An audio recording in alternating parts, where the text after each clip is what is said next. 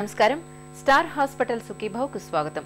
ఈ రోజు సుఖీభవలో నిరాధారమైన నమ్మకాలను నిజాలుగా భావిస్తూ నిత్య జీవితాన్ని దుర్భరంగా మార్చుకునే విచిత్రమైన అనుమానపు జబ్బు గురించిన ప్రత్యేక కథనాన్ని ఈ రోజు మీకు అందిస్తున్నాం. మనందరికీ ఎప్పుడో ఒకప్పుడు ఏదో ఒక అనుమానం వస్తూనే ఉంటుంది. అందులో చిత్రం ఏమీ లేదు. మన అనుమానాల్లో నిజం లేదని తెలిస్తే వాటి గురించి పెద్దగా పట్టించుకోం. అయితే అనుమానాలు నిరాధారమైనవని తెలిసిన తర్వాత కూడా వాటిని నిజమని నమ్ముతూ ఉంటారు మనలో కొంతమంది. నిజానికి అదొక విచిత్రమైన మానసిక వ్యాధి. నిరాధారమైన అనుమానాలను నిజాలుగా భావించే ఈ రకమైన మానసిక స్థితిని వైద్య పరిభాషలో డెల్యూషన్స్ అని పిలుస్తారు. పెనుబోతల్లా వేధించే అనుమానపు జబ్బుకు కారణాలు, పరిష్కార మార్గాల గురించి ఇప్పుడు తెలుసుకుందాం.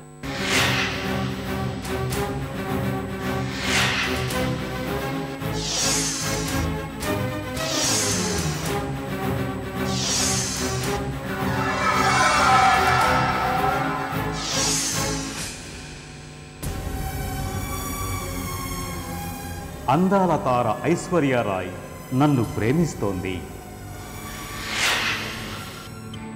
అమెరికా అధ్యక్షుడు జార్జ్ బుష్ నన్ను చంపే కుట్ర చేస్తున్నాడు. అనుక్షణం నన్ను పోలీసులు తరుముతున్నారు. నా ఆలోచనల్ని కొందరు ఎవరో ముందే పసిగడుతున్నారు. నా భార్య వేరెవరితోనో సంబంధం నడుపుతోంది. నేను తలుచుకుంటే ఈ దేశానికి రాష్ట్రపతిని కాగలను. ప్రాణాంతక ఎయిడ్స్ నన్ను కబళించింది. ఇటీవల బీహార్ వరదలకు నేనే బాధ్యుణ్ణి. ఇవన్నీ విచిత్రమైన నమ్మకాలు, ఎలాంటి ఆధారం లేని, అసలు ఏమాత్రం నిజం కాని నమ్మకాలు.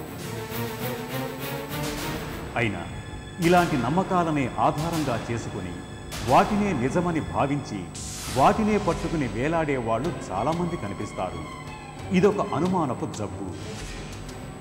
అపోహలపై ఆధారపడిన అనుమానపు జబ్బు ఇది. ఇలాంటి అనుమానాలనే డాక్టర్లు డెల్యూషన్స్ అంటారు. ఈ డెల్యూషనల్ డిసార్డర్ అన్న వ్యాధిలో ఈ అనుమానాలు అనేవి కేవలం ఒక వ్యక్తి మీద కానీ లేకపోతే ఒక అంశం మీద కానీ కలుగుతుంటాయి.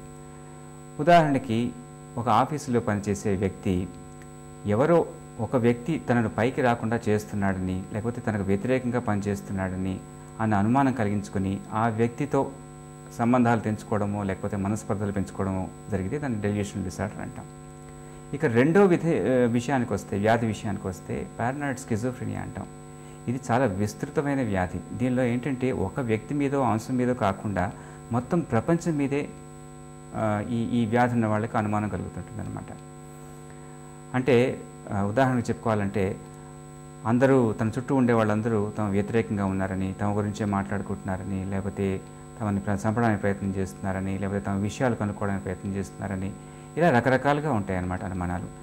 ఈ అనుమానాలతో బాధపడటమే కాకుండా అవి పూర్తిగా నిరాధారం నిరూపించిన తర్వాత కూడా వాటిని ఒప్పుకోకుండా తాము ఒక వ్యాధితో బాధపడుతున్నాం అన్న వాస్తవాన్ని గ్రహించకుండా వీళ్ళు తమలో తాము బాధపడుతూ ఇతరులను కూడా బాధపెడుతూ ఉంటారు. కొన్ని అనుమానాలు విభ్రాంతికరంగా ఉంటాయి. మార్కెట్కి వెళ్ళిన భార్య ఓ 5 నిమిషాలు ఆలస్యంగా వస్తే తను వేరెవరితోనో తిరిగి వస్తోందని భర్త పదే పదే అనుమానించటం. భార్య కాసేపు అరుగు మీద నిల్చుంటే వేరెవరికో లైన్ వేస్తోందని అనుమానించటం. ఇవన్నీ మామూలు అనుమానాలే కదా అని సరిపెట్టుకోవటానికి లేదు. ఇదొక అనుమానపు జబ్బు. ఇక భర్త ఆఫీసు నుంచి ఓ గంట లేటుగా వస్తే తను వేరే యువతితో సంబంధం నెరపుతున్నాడని అనుమానించటం. భర్త చేసే ప్రతి పని మీద నిఘా ఏర్పాటు చేయటం అనేది కూడా ఈ అనుమానపు జబ్బు కిందికే వస్తుంది.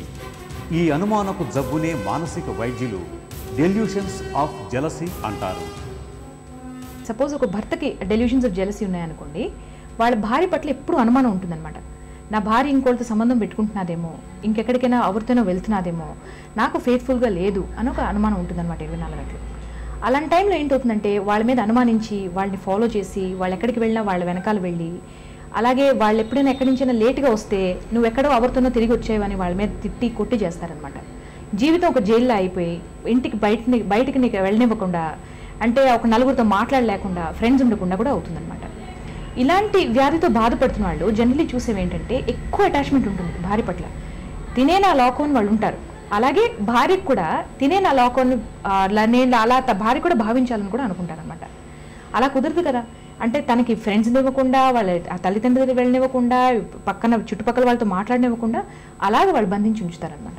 ఇలాంటి వ్యాధితో బాధపడుతున్న వాళ్ళకి ఫస్ట్ గుర్తించడం చాలా అవసరం. ఇదొక వ్యాధి, ఇదొక ప్రాబ్లమే గుర్తించండి.